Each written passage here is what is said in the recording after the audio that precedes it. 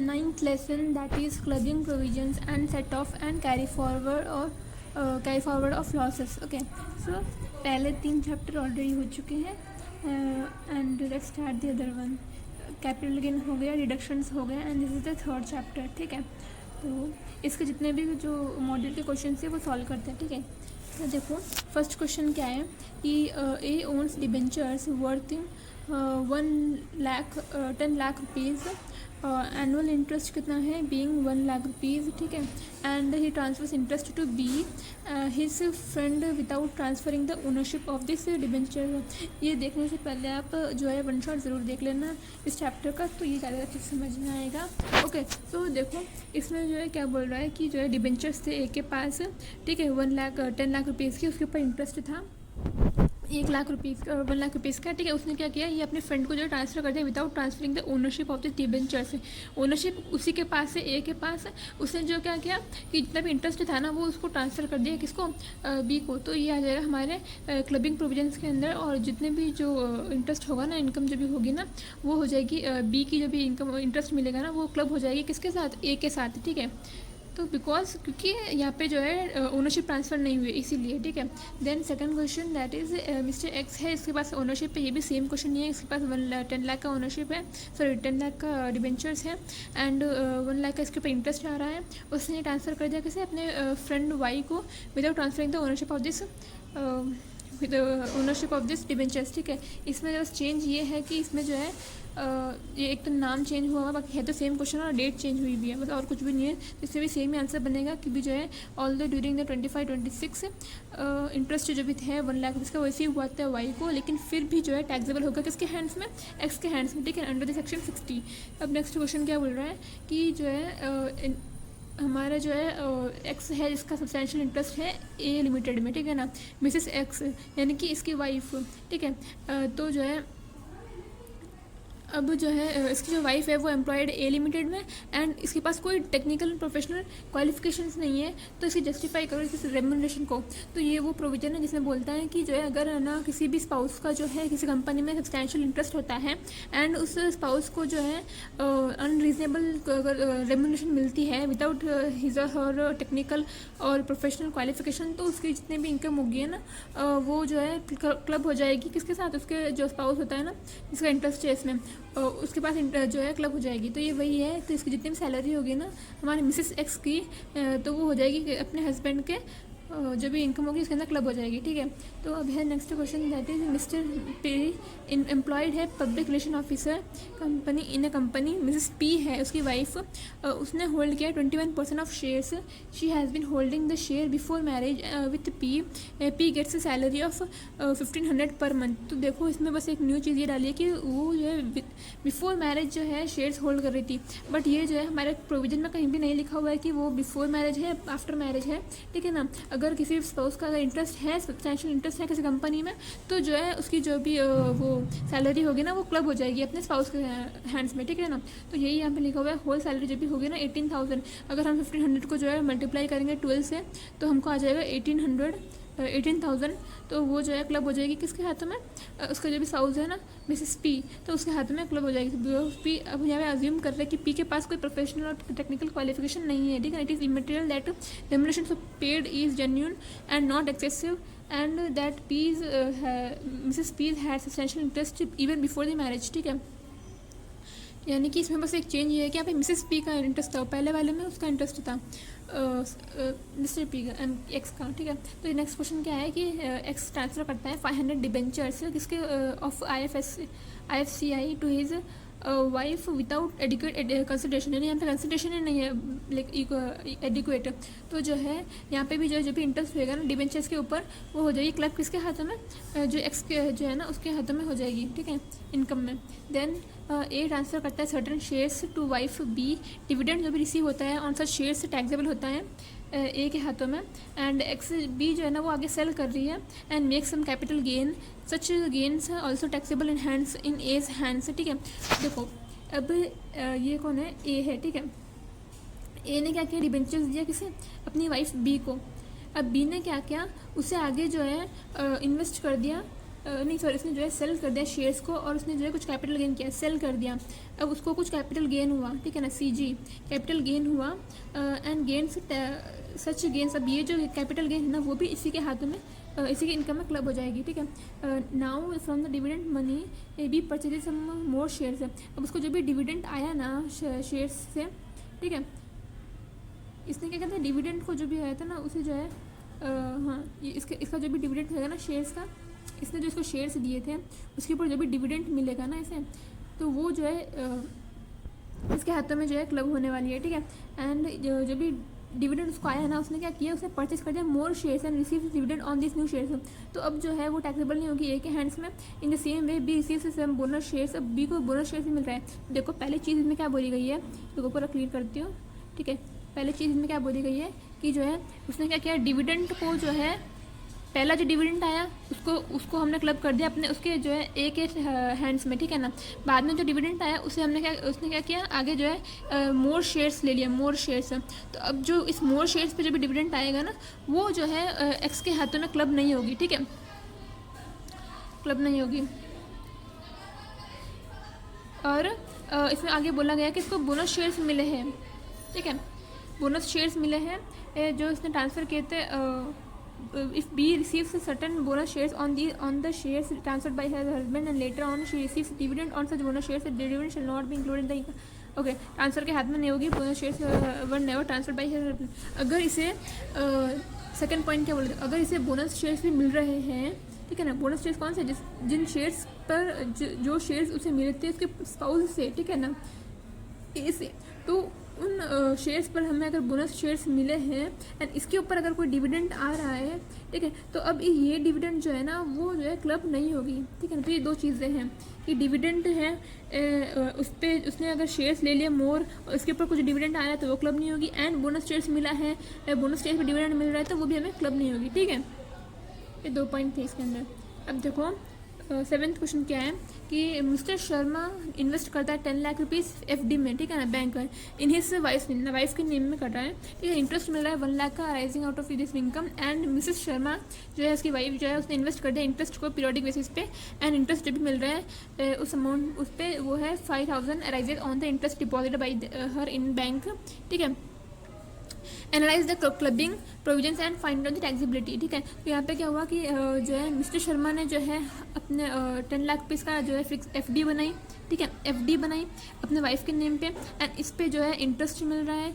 तो अब ये जो है जो भी इंटरेस्ट है ना उससे क्या किया, उसने जो है इन्वेस्ट कर दिया इंटरेस्ट को आगे फिर से, ठीक है, इन्वेस्ट कर दिया पीरियडिक बेसिस से। अब इस इन्वेस्टमेंट पे भी जो है इंटरेस्ट आ रहा है, ठीक है। तो अब ये जो इंटरेस्ट होगा ना इसके ऊपर जो इंटरेस्ट आ रहा है उसका क्या प्रोविजन होगा, तो ये बोला है तो 1 lakh rupees on now interest on income will be clubbed with the hands, interest on 5,000 arouse will be tax in her, मतलब वो क्लब नहीं होगा, ठीक है। अब ये जो इंटरेस्ट है ना ये क्लब नहीं होगा, ये जाएगा किसके हाथों में, मिसेस शर्मा के हाथों में, ठीक है ना, मिसेस शर्मा, उसी के जो है नेम पे जो है उसी के नेम पे जो है वो इनकम टैक्स लगेगा, ठीक है ना।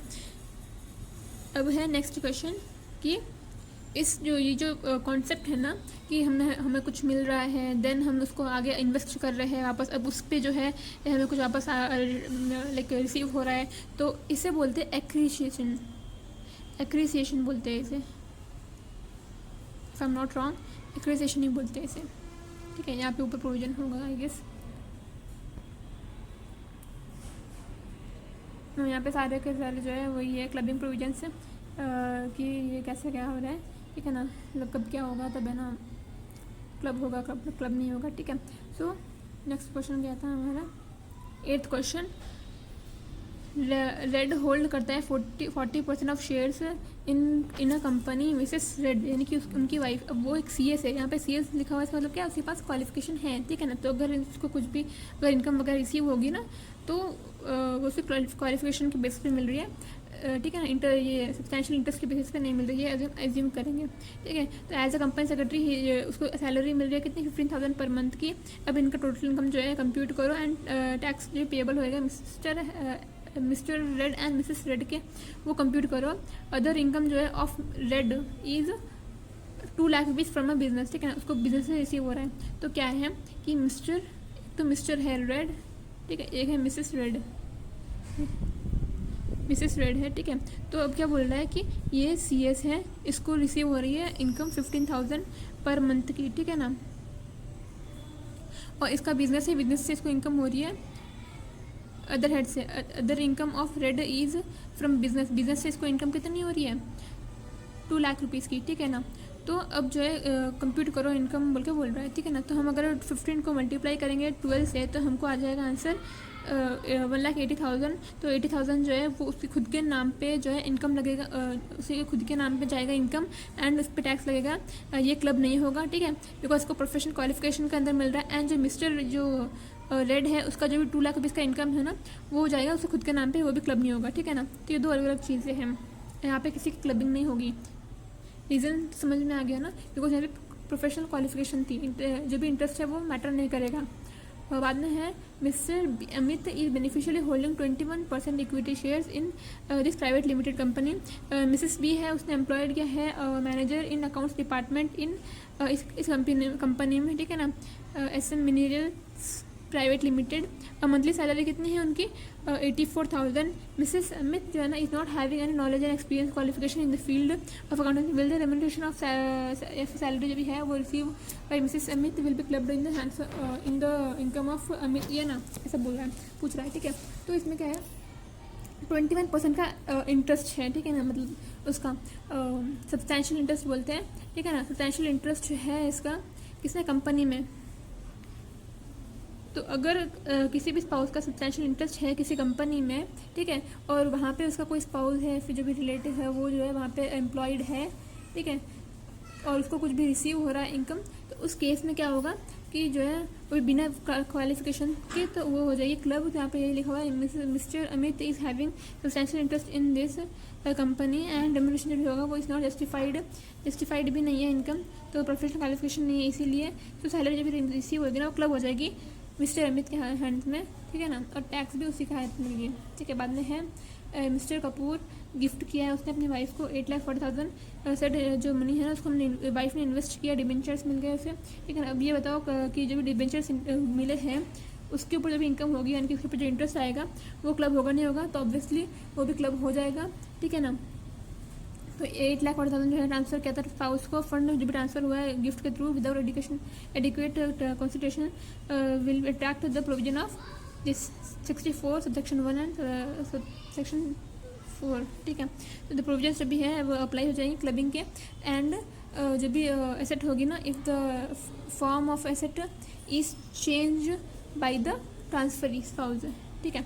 तो in this case asset transfer हुआ है मनी के फॉर्म में एंड उसे जो है चेंज कर दिया गया डिबेंचर्स के फॉर्म में, और जो भी एक्वायर होगा इनकम जो भी गिफ्टेड डिबेंचर्स पर वो क्लब हो जाएगी हस्बैंड के इनकम में। एंड इंटरेस्ट जो भी होगी वो टैक्स लगेगी किसके हैंड्स में, मिस्टर कपूर के हैंड्स में, ठीक है ना। Interest of received by will be clubbed. बाद में मिस्टर राज इनको उसे बंगलो मिला था owned by him on rent, ठीक है। ओन उसने क्या किया अपना बंगलो रेंट पे दे दिया, एनुअल रेंट है वो है 84,000। He has transfer rental income to his friend, उसका जो भी इनकम आया ना उसने क्या किया अपने फ्रेंड को ट्रांसफ़र कर दिया। However he did not transfer the bungalow transfer नहीं किया है, अपनी जो भी रेंट आया है वो उसने ट्रांसफर कर दिया अपने फ्रेंड में, तो ये हो जाएगी क्लब, ठीक है। तो रेंट ऑफ जो भी है वो tax in the hands of mister Raj से यहाँ पे जो है क्लब हो जाएगी इनकम मिस्टर राज के इनकम में, ठीक है। बाद में ये है नेक्स्ट क्वेश्चन 84,000 डिबेंचर्स था, ठीक है। हाँ तो इसने जो है गिफ्ट किया था ही गिफ्टेड दिस डिबेंचर्स अपनी वाइफ को गिफ्ट कर दिया। जब इनकम होगी वो क्लब होगी नहीं होगी, तो ऑब्वियसली क्लब होगी। ट्रांसफ़र जो है वाइफ को ट्रांसफ़र कर दिया, transfer via gift income generated from the assets will be clubbed with the income of mister Soham, ठीक है। अब नेक्स्ट है mister Raja has 2 minor childrens master A master B. Master A एक चाइल्ड आर्टिस्ट है, master B जो है वो suffering from disease specified in 80U, ठीक है ना, सेक्शन 80U। तो इनका आप बताओ इनकम में क्या हो क्लब होगी नहीं होगी। तो मिस्टर ए को जो है मास्टर ए को मिल रहा है इनकम 1 लाख का फ्रॉम स्टेज शो, वो स्टेज शो करता है, ठीक है ना। सेकंड है मास्टर ए को मिल रहा है इनकम बैंक इंटरेस्ट से, ठीक है। मास्टर बी है उसको इनकम मिलती है बैंक इंटरेस्ट से 1,20,000। इसके अंदर प्रोविजन अगर आपने वन शॉट या फिर कुछ देखा होता आपको याद होगा कि इसमें जो है क्या होता है कि अगर तुम्हारा चाइल्ड है, ठीक है, वो या तो जो है डिसेबिलिटी में है सेक्शन 80U या फिर 80 डी के प्रोविजन में फॉल करता है, डी, ठीक है। तो और या फिर जो है वो खुद जो है कोई आर्टिस्ट है या फिर खुद के जो है हार्डवर्क से जो है अगर करता है उसको इनकम मिलती है, ठीक है ना, उससे खुद के स्किल से कोई इनकम मिलती है, तो उसमें वो जो है इनकम होगी ना, वो क्लब नहीं होगी, ठीक है ना, वो क्लब नहीं होगी अपने पेरेंट्स के हैंड्स में, ठीक है। तो यहाँ पे वही है, तो ये वाली जो है क्लब हो जाएगी, बट ये ऊपर वाली जो थर्ड वाली है वो क्लब नहीं होगी, बिकॉज फर्स्ट वाली जो है खुद के स्टेज शो करता है, खुद के स्किल से उसको रिसीव हो रही है, एंड थर्ड बी जो है खुद एक जो है डिसीज से जो है सफ़र कर रहा है, तो जो है इस केस में भी जो है उसकी क्लब नहीं होगी, ठीक है। तो इसमें ये लिखा हुआ है नीचे, देखो माइनर चाइल्ड है clubbed with the income of parent whose income is higher. वैसे तो जो है जो भी इनकम होती है ना माइनर की, वो क्लब हो जाती है अपने पेरेंट्स के हैंड्स में जिनकी इनकम हायर है। अगर फादर की इनकम हायर है देन मदर, तो जो है फादर के हैंड में क्लब हो जाएगी। अगर मदर की इनकम हायर है, ठीक है ना, फादर से, तो मदर के हैंड में क्लब हो जाएगी, ठीक है। तो ये वही बताया हुआ है, ठीक है ना। तो माइनर जो है अगर मैनुअल वर्क से अगर कुछ इनकम मिल रही है उसे माइनर को, ठीक है ना, स्किल, आर्ट, नॉलेज, टैलेंट है एक्सपीरियंस से, तो वो जो है क्लब नहीं होगी, will not be clubbed with the income of parent. Income जो भी है विल स्टेज से मिला है उसे मास्टर ए को, तो वो क्लब नहीं होगी, ठीक है ना, विल नॉट बी क्लब्ड। जो 6000 का था ना, ये जो है ये क्लब हो जाएगी। 6000 का जो बैंक इंटरेस्ट है, but income of A from bank interest 6000 will be clubbed in the income of mister Raja. फिर है सेकंड कि जो माइनर जो है suffering from disease specified under, ये will not be clubbed with the income of parent, ठीक है ना। यानी इनकम जो भी मिल रही है उससे वो इनकम नहीं वो क्लब नहीं होगी, भले वो कितनी भी लिमिट में क्यों ना हो, भले कितने भी इनकम क्यों ना रिसीव हो रही है, वो क्लब बिल्कुल नहीं होगी। अब है नेक्स्ट, ये क्या लिखा है नीचे कि टैक्स पेयर जो है कैन क्लेम एग्जेम्पशन क्लेम कर सकता है सेक्शन 1032 में, ठीक है, respect of interest income of 6000 clubbed in the income of mister Raj. हाँ, हमें यहाँ पे एक चीज़ और याद रखनी है कि हमें एग्जाम्पशन मिलेगी 1500 रुपीज़ की पर चाइल्ड, ठीक है ना, पर चाइल्ड। अगर 2 बच्चों को मिल रही है तो 2, लेकिन यहाँ पे जो है सेकंड वाला तो पहले हमने बोल दिया कि भी उसमें जो है क्लब नहीं होगी, तो उसमें तो एग्जाम्पशन मिलेगी नहीं। तो जो हमारे 6000 की जो इनकम थी ना, उसमें हमें जो है 1500 का जो है मैक्सिमम डिडक्शन मिल सकता है, ठीक है। तो हमने जो है वो माइनस किया 6000 में से, ये तो आ गया हमारे 4500। तो हमारा टैक्सेबल कितनी होगी, इनकम कितनी क्लब होगी, 4500, ठीक है। नेक्स्ट क्वेश्चन, ये बहुत छोटा चैप्टर है तो इसमें कोई बहुत जल्दी कंप्लीट हो जाएगा, ठीक है ना, खत्म हो भी गया। ये यहाँ पे कुछ MCQ क्वेश्चन दिए हुए हैं, ठीक है, ये भी देख लेते हैं, फिर पूरा कंप्लीट ही है। चलो, ये क्या बोल रहा है कि if income from a particular source exempt है from tax, then loss from such source can not be set off against any other income which is chargeable. ये जो है हमारा सेट ऑफ जो टॉपिक है ना, उसमें से क्वेश्चन है कि अगर जो है किसी पर्टिकुलर सोर्स है, ठीक है ना, जिसके ऊपर एग्जेम्पशन दिया हुआ है टैक्स में, ठीक है ना, कि हमें टैक्स नहीं देना पड़ेगा, उसमें अगर कोई लॉस होता है तो क्या हम उसे सेट ऑफ कर सकते हैं दूसरे सोर्स से? तो नहीं, बिल्कुल भी नहीं, हम जो है नहीं कर सकते हैं, cannot be set off, ठीक है, and that is true, ठीक है। then the process of adjustment of loss from the source under the particular head of income against from the source of same head is called, तो उसे क्या बोलेंगे? अगर same head है, एक ही head है, मान लो हेड है सैलरी, अगर सैलरी में जो है सैलरी नहीं लेते, पहले वो लेते हैं PGBP ले लेते हैं, ठीक है ना। अगर एक ही हेड है दैट इज़ PGBP, ठीक है। अब PGBP में मेरे को मान लो 2-3 जगह से जो है बिजनेसेस है मेरे, बिजनेस 1, बिजनेस 2, ठीक है। अगर मेरे को इसमें लॉस हुआ तो इसको हम बोलते हैं सोर्स, इसको बोलते हैं हेड, ठीक है। तो जो है अगर मेरे को एक सोर्स में लॉस हुआ है तो और मैं दूसरे सोर्स से जो है सेट ऑफ कर रहा हूँ, तो उसे क्या बोलेंगे बोल के पूछ रहा है, तो हम उसे बोलते हैं इंट्रा हेड एडजस्टमेंट, ठीक है। अगर मैं PGBP का अगर दूसरे हेड से अगर मैं करती है, ठीक है, वैसे तो जो है सैलरी से करना इज़ नॉट, लाइक लॉ में बोला गया कि सैलरी में सेट ऑफ नहीं हो सकता, ठीक है। अगर कोई दूसरा हेड में अगर मैं करती हूँ, ठीक है, तो उस केस में जो है क्या होगा, उस केस में जो है हम उसे इंटर हेड बोलेंगे, ठीक है ना। अगर 2 हेड के बीच में हो रहा है तो उसे हम इंटर हेड बोलते हैं, अगर एक ही हेड के अंदर जो है अगर हो रहा है तो उसे इंटर हेड बोलते हैं। नेक्स्ट है while making intra head adjustment of short term capital loss can not be set off against long term capital gain, yes that is intra head loss can not be set of. हाँ अच्छा, ये वो है, हाँ देखो, एक होता है STCG short term capital gain, एक होता है LTCG, ठीक है, लॉन्ग टर्म कैपिटल गेन, ठीक है। तो शॉर्ट टर्म कैपिटल गेन को हम जो है STCG एंड LTCG दोनों से सेट ऑफ कर सकते हैं। समझ में नहीं आएगा शायद थोड़ा, ठीक है ना। और जो लॉन्ग टर्म कैपिटल गेन होता है उसको सिर्फ हम जो है जो है लॉन्ग टर्म कैपिटल गेन से ही सेट ऑफ कर सकते हैं, शॉर्ट टर्म से नहीं कर सकते। तो यही बोला गया है कि यहाँ पे जो है शॉर्ट टर्म कैपिटल गेन है, क्या हम उसको जो है लॉन्ग टर्म कैपिटल गेन से सेट ऑफ नहीं कर सकते हैं? Loss can not be set of gain से, तो नहीं, बिल्कुल नहीं कर सकते। सिर्फ शॉर्ट टर्म लॉन्ग टर्म का ही जो है लॉस होता है वो हम लॉन्ग टर्म में जो है सेट ऑफ कर सकते हैं, शॉर्ट टर्म का नहीं कर सकते। तो it is false. Short term का कर सकते हैं, शॉर्ट टर्म का इसमें कर सकते हैं। देखो क्लियरली अगर हमने देखी हो तो यहाँ पे यही पूछ रहा है कि क्या हम शॉर्ट टर्म का, नहीं इसमें बोला है कि शॉर्ट टर्म का हम लॉन्ग टर्म में नहीं कर सकते, क्या ये सच है या फॉल्स है? तो यहाँ पे बोला गया फॉल्स है, क्योंकि हम शॉर्ट टर्म का दोनों से कर सकते हैं।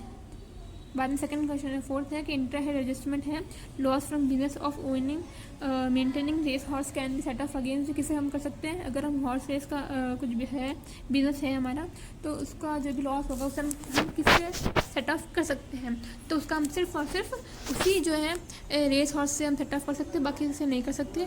तो हमें इसी का आंसर यहाँ पे लिखना है कि हम जो है उसे किससे कर सकते हैं? C, income from business of owning and maintaining horse race, answer is सी।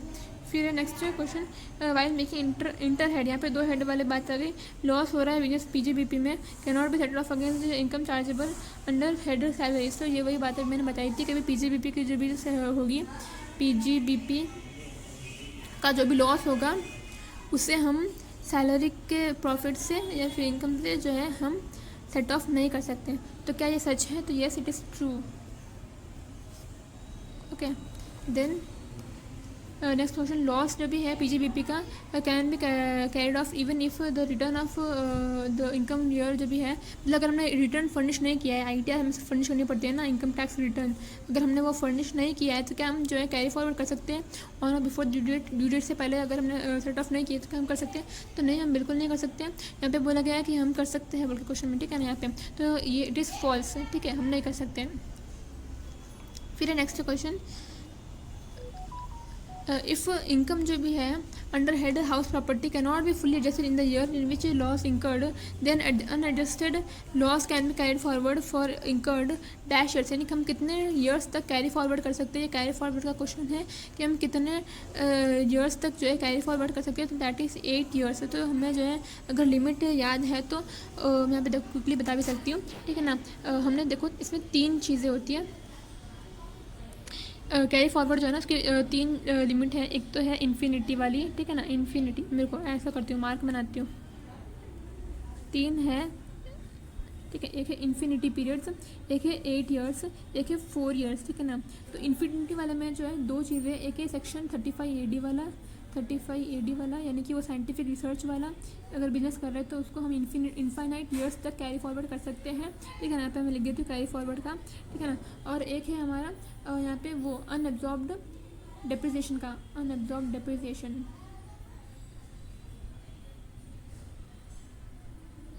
ठीक है ना। तो इन दोनों को हम इनफाइनाइट ईयर्स तक जो है कर सकते हैं। और ये है 8 ईयर्स में कब हो सकता है? तो एक है हमारे इसमें PGBP, ठीक है, एक है यहाँ पे हमारा वो सैलरी एंड एक है हमारा कैपिटल गेन, नहीं HP है, एक HP है। ये सैलरी में तो हमारे को लॉस होता ही नहीं है, तो यहाँ पे कैरी फॉरवर्ड की बात ही नहीं है, ठीक है ना। एक है हमारा वो CG कैपिटल गेन, ठीक है ना। ये 3 चीज़ें यहाँ पे। एंड 4 ईयर्स है हमारा किसका? जो भी स्पेक्यूलेशन वाला बिजनेस होता है, ठीक है। इसमें भी 2 ही चीज़ें हैं, स्पेक्यूलेशन का एक है हॉर्स रेस का है। हॉर्स रेस हो गई, लॉटरी हो गई, वो क्या गैम्बलिंग हो गया, गैम्बलिंग वगैरह, ये जितने भी जो गंदे काम है ना उन सब का जो है सिर्फ 4 ईयर्स का जो है दिया हुआ है टाइम पीरियड LS है, ठीक है ना। तो ये 4 चीज़ें थी, ठीक है, 3 चीज़ें, ठीक है। बाद में है नेक्स्ट, ये वही पूछा कि HP में हम कितना कर सकते हैं, हाउस प्रॉपर्टी में, तो वही 8 ईयर्स तक। फिर in case of company being company in which public is not substantial interest, public का सब्सटेंशियल इंटरेस्ट नहीं है, कोई ऐसी कंपनी है इसमें, and but not being the eligible startup भी नहीं है वो। If the company beneficiary hold, कितना % अगर होल्ड करेंगे of voting power on the last day of the year in which the loss was incurred on the last day of the year in which set off जो भी है वो हमें carry forward कर रहे हैं can not be set of forward, तो that is 51%। ठीक है, तो यहाँ पे जो है पूरा चैप्टर खत्म हो रहा है। नीचे और क्वेश्चन हैं MCQ वाला ही, MCQ क्वेश्चन से ये कर लेते हैं। तो ये है इनकम है माइनर की फिक्स्ड डिपॉजिट में with the bank made out of income earned from scholarship is to be. तो जो भी हमारी माइनर है उसकी इनकम आ रही है फिक्स्ड डिपॉजिट से विद द बैंक, तो उसमें जो है क्या हो रहा है कि वो मिल रहा है, स्कॉलरशिप मिल रही है। तो ये हमें किसके साथ क्लब होएगा, तो ये क्लब हो जाएगी इसकी जो भी पेरेंट है जिसकी भी इनकम हायर है उसके साथ क्लब हो जाएगी। Of the parent whose total income before such clubbing is higher, यानी कि फादर है और मदर है, अगर जो है फादर की ज़्यादा है इनकम तो फादर के हैंड में इनकम में क्लब हो जाएगी। ये भी मैंने बताया था, वही पॉइंट था। ठीक है, carry forward losses of normal business can be carried of set off against other income in subsequent assessment year except किस केस में नहीं होगा, तो हमारा जब भी स्पेकुलेशन का बिजनेस होता है ना, नहीं सॉरी यहाँ पे है income from head of salary से। हाँ, ये बोल रहा है कि हमारा वही हमने देखा था ना कि PGBP का जो भी होता है PGBP का जितना भी लाइक लॉस होता है ना वो हम सैलरी से कैरी फॉरवर्ड नहीं कर सकते, हमने 2-3 बार देख भी लिया है। ठीक है, बाद में है ये transfer of income with transfer of asset with would be taxable in the hands of. Transfer of income हो रहा है विदाउट एसेट ट्रांसफर करें तो वो किसके साथ क्लब होगी, तो वो ट्रांसफरर के हैंड्स में इनकम में क्लब हो जाएगी, मतलब जो ट्रांसफ़र कर रहा है ना उसके इनकम में। द मैक्सिमम पीरियड जो है स्पेकुलेटिव बिजनेस का लिए कैरी फॉरवर्ड कितना दिया हुआ है, अभी मैंने बताया था कि स्पेकुलेटिव बिजनेस है तो उसमें कितना होगा 4 ईयर्स है। ठीक है, हॉर्स रेस वाला वो जितना भी था ना गैम्बलिंग का उनमें से 4 ईयर्स दिया हुआ है। फिर है income of minor child in clubbable. ठीक है, in the income of parents income deductible in includable है वो, तो sorry it is includable, I'm so sorry. Deduction to the extent of such income does not exceed for such for each minor child। तो हमें कितना जो है maximum जो है डिडक्शन मिलता है, दैट इज़ 1500। अभी हमने क्वेश्चन भी सॉल्व किया था कि हमारा जो क्वेश्चन था उसमें था 6000 रुपीज़ उसका बैंक से जो है मिल रहा है। ठीक है ना, तो उसमें से हमें कितना माइनस किया था 1500, that is maximum exemption we can get.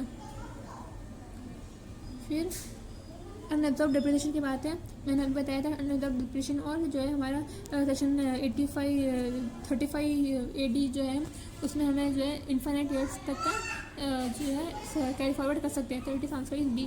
फिर लॉस जो भी activity of owning race horse वाला वो अगेंस्ट हो सकता है सिर्फ किसमें, रेस हॉर्स वाले में। ये भी क्वेश्चन हमने देखा था, ये वापस रिपीट हो गया यहाँ पे। Then the question is loss of specified business 35 AD वाला, ये आगे क्वेश्चन यहाँ पे देखो, तो ये भी होगा कितना टाइम तक, इनफाइनाइट पीरियड तक। फिर if the loss of business है 20,000 का, बिजनेस का लॉस है, सैलरी मिल रही है 2,40,000 का, कब हो जाएगी, नहीं होगी, बिल्कुल नहीं होगी। ये सी, तो यहाँ पे जो है इसका अलग जो है कैलकुलेशन होगा इनका क्या कहते हैं, और लॉस इसका जो लॉस है वो अलग से जो है वो कैरी फॉरवर्ड हो जाएगा। ठीक है ना, मतलब अगर हम तब नहीं कर सकते तो उस केस में क्या होगा, तो इस केस में हमारा कैरी फॉरवर्ड होगा, PGBP का जितना भी लॉस होगा वो आगे कैरी फॉरवर्ड हो जाएगा। तो ये वही वाली बात है। यहाँ पे और कुछ क्वेश्चन दिए हुए हैं, यहाँ पे आंसर दिया हुआ नहीं है, again we have to deal this. है ना, फिर भी यू कैन ट्राई वंस। यहाँ पे क्वेश्चन दिया हुआ है गिफ्ट क्या है 5 लाख रुपीज़ का। ठीक है, वाइफ ने इन्वेस्ट कर दिया FD को। ठीक है ना, उसने स्टार्ट कर दिया अर्निंग इंटरेस्ट, उसके ऊपर से इंटरेस्ट मिल रहा है FD पे। ठीक है ना, क्या ये होगा नहीं होगा, तो आप खुद मुझे कमेंट करके बताना होगा या नहीं होगा। ठीक है ना, मेरी तरफ से तो आंसर इज येस, बिकॉज उसके जो भी इंटरेस्ट मिलेगा वो हो जाएगा क्लब। ठीक है ना, बाद में है ये leave it, yeah, we have to leave it because we don't have answers, so I'm not sure if that answer is right or not. ठीक है, but you can still try, देखते हैं आपको आंसर आता है नहीं आता है। ठीक है, चारों क्वेश्चन से। Okay sir, thank you so much for watching till now, will see you in the next chapter, bye bye. So if you liked it, please hit the button, like button, and subscribe my channel. Okay, bye, see you.